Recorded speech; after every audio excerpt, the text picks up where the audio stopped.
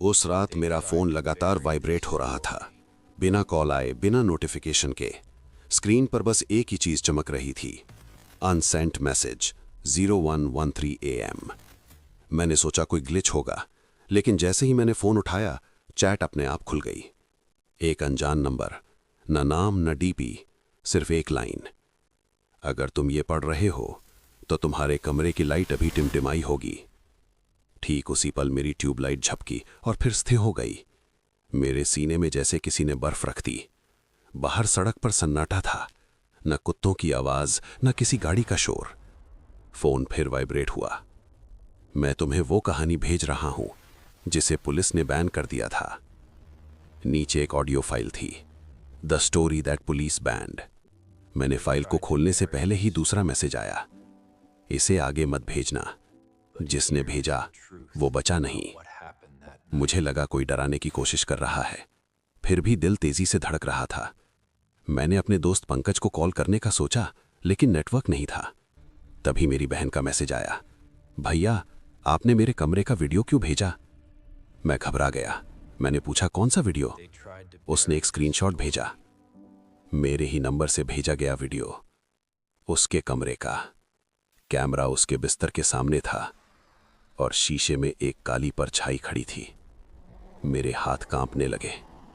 मैंने audio file play कर दी।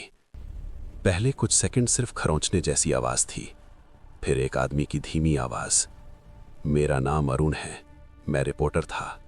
2013 में एक बच्ची मिली थी, जिंदा लेकिन बिना आवाज के। उसकी आवाज कांप रही थी। डॉक्टर बोले उसके गले में कोई दिक्कत नहीं, पर वो बोल नहीं सकती थी। उसकी कलाई पर काला धागा और एक ताबीज बंधा था। उस ताबीज पर लिखा था, मेरा नाम लौटाओ। मेरी सांस अटक गई। अरुण बोला, बच्ची ने कागज पर लिखा, मैंने एक कहानी सुनी और मेरी आवाज चली गई। ऑडियो में हल्की सी चीख सुनाई दी।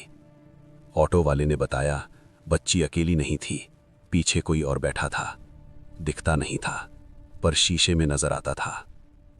ऑटो वाले को थाने बुलाया गया। उसने कहा, मैंने उसे नाम देते सुना और फिर उसने अपनी जीभ काट ली। मेरे शरीर में झुरझुरी दौड़ गई। ताबीज मलकाने में सील किया गया। उसी रात तीनों ताले अपने आप खुल गए। ताबीज गायब था। अरुण की आवाज और धीमी हो गई। एक इंस्पेक्टर ने मुझे सीसीटीवी फुटेज दी। फुटेज में रात 2:17 पर दीवार की घड़ी उल्टी चलने लगी और आवाज आई, मेरा नाम दो।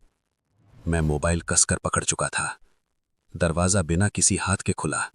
अंदर से अंधेरा बाहर गिरा और जमीन पर बैठी एक परछाई ताबीज की तरफ झुकी। ऑडियो में सन्नाटा छा गया। फिर अरुण बोला, उस इंस्पेक्टर का नाम था विनय राठौर। अगले दिन रिकॉर्ड में उसका नाम ही नहीं था, जैसे वो कभी था ही नहीं। मेरे कमरे का दरवाजा हल्के से हिला। ऑडियो में अरुण फुसफुसाया, ये कहानी नहीं है, ये एक प्रक्रिया है।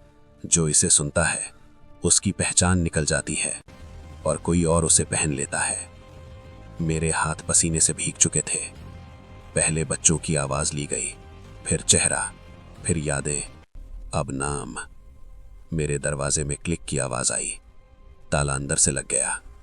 ऑडियो में अरुण बोला, अगर हैंडल हिले तो आवाज मत निकालना, वो तुम्हारी आवाज से तुम्हारा नाम सीख लेगा।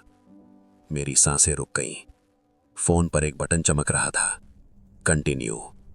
नीचे लिखा था, बीच में रुके तो तुम्हारा नाम अधूरा रह जाएगा। मैंने कांपते हाथ से कंटिन्यू दबाया। अरुण रोने जैसा हंसने लगा। ये रिकॉर्डिंग खुद को भेजती है। इसे किसी इंसान ने नहीं बनाया, इसे किसी कमी ने बनाया है जो लोगों से नाम चुराकर भरती जाती है। ऑडियो में दरवाजा खटखटाने की आवाज आई। अरुण बोला, वो आ गया। फिर एक मीठी आवाज, अरुण, तुम्हारा नाम? अरुण कुछ नहीं बोला। आवाज फिर आई, जो कहानी सुनते हैं वो जवाब देते हैं। फिर खरोंचने की आवाज, फिर भागते कदम, फिर सन्नाटा। अचानक मेरे फोन में मेरी ही आवाज गूंजी, मैं अरुण हूं। मेरी रूह कांप गई, क्योंकि अगली लाइन में मेरी आवाज ने मेरा नाम बोला। स्क्रीन पर नया मैसेज आया, अब तुम्हें समझ आ गया होगा कि पुलिस ने इसे क्यों बैन किया। जो इसे पूरी सुनता है वो खुद कहानी का हिस्सा बन जाता है। मेरी नज़र सामने लगे शीशे पर गई।